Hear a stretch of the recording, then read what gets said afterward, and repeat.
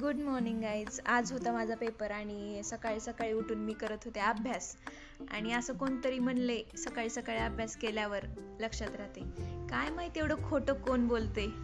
आणि नंतर अभ्यास केल्यानंतर मी केला ब्रश आणि मम्मीने चहा केला होता.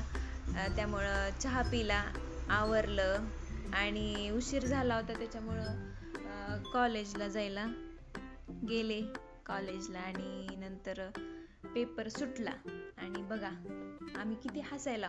आम्हाला एवढा घाण पेपर गेला माहिती का आजचा, आणि सांगूच शकत नाही एवढा घाण पेपर होता. काहीच कळलं नाही त्या पेपर मधलं आणि आम्हाला शिकवलं पण नव्हतं काय, तर कसं लिहिणार आम्ही. मग बाहेर गेलो आणि घेतला. ती वॉचमॅन काका म्हणतात कॉपी केली का.